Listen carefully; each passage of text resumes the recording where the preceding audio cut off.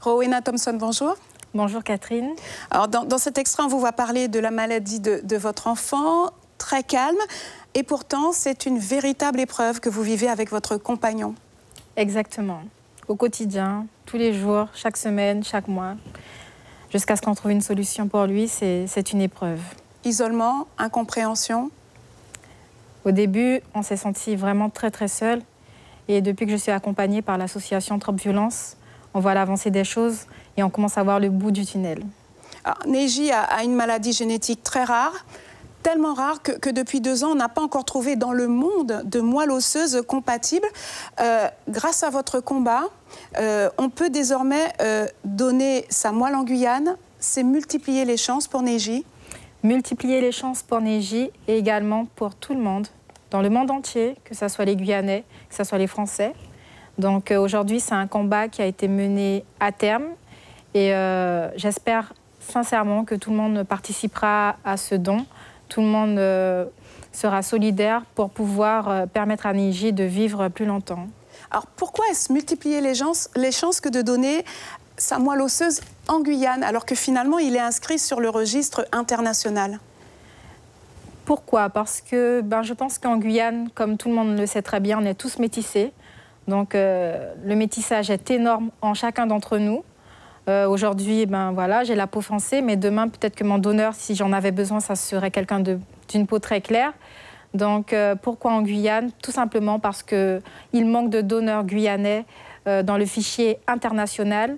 Du coup, n'importe quel receveur, que ce soit aux Antilles ou en Guyane, ne peut pas bénéficier d'une greffe de moelle osseuse parce qu'il manque justement de personnes, de métissage en fait dans le fichier de donneurs universels. Et puis, il y a urgence. Expliquez-nous pourquoi il y a urgence. Il y a urgence parce que Neji a aujourd'hui 2 ans. Il aurait dû déjà être greffé puisque normalement la greffe se fait avant l'âge de 2 ans. Mais aujourd'hui, les médecins attendent encore quelques mois, voire 2 ans et demi. Je ne sais pas si on pourra pousser un peu plus pour permettre à Neji d'avoir une chance de trouver un donneur. Alors, vous avez eu, depuis que vous lancez cet appel, énormément de témoignages, beaucoup d'appels de Guyanais, de parents. Qu'est-ce que les gens vous disent au téléphone? Les gens me disent de tenir bon.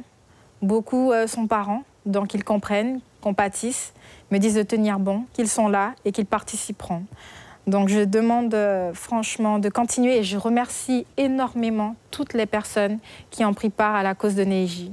Alors, beaucoup de parents qui compatissent et beaucoup de parents concernés aussi par les dons d'organes, beaucoup de parents d'enfants handicapés. Beaucoup de parents d'enfants handicapés dont on ne connaît pas l'histoire, qui sont présents, qui ont aussi des enfants qui ont une pathologie rare. Et franchement, j'étais vraiment surprise. Et en même temps, je suis contente aujourd'hui de mener ce combat parce que je pense que c'est le combat de tout le monde. C'est le combat de tous les Guyanais. On a beaucoup d'obstacles chez nous et j'espère vraiment qu'on arrivera à dépasser ces obstacles pour pouvoir aider tout le monde sur le territoire. Alors vous le disiez, en plus de Neji, d'autres enfants désormais pourront bénéficier de moelle osseuse grâce à ce don à l'hôpital. Oui, d'autres enfants... C'est une porte ouverte. C'est une porte ouverte. D'autres enfants, pas que des enfants, mais en fait tout le monde. Oui. Tout le monde qui a besoin aujourd'hui d'une greffe de moelle osseuse. Donc je tiens quand même à informer que ce don peut aussi se faire dans l'Hexagone, hein, parce que beaucoup de personnes m'ont appelé de là-bas pour me demander est-ce qu'ils pouvaient être donneurs. Donc oui, tout le monde peut être donneur. Il suffit juste de s'inscrire sur le site de don de moelle osseuse et de trouver le centre le plus proche de chez vous. Alors Rowena, on va donner dans quelques instants les numéros à appeler si on veut donner sa moelle. Notez que vous ne le dites pas là, mais financièrement aussi, c'est difficile pour vous. Vous devez partir 3-4 fois par an pour Neji. Donc les gens qui voudraient vous aider peuvent aussi le faire à travers une cagnotte. Oui, une cagnotte qui est restée ouverte depuis, pour ceux qui connaissent, le projet de la Belgique, puisque j'avais tenté de faire un bébé médicament pour voir si je pouvais faire un enfant compatible pour sauver Neji.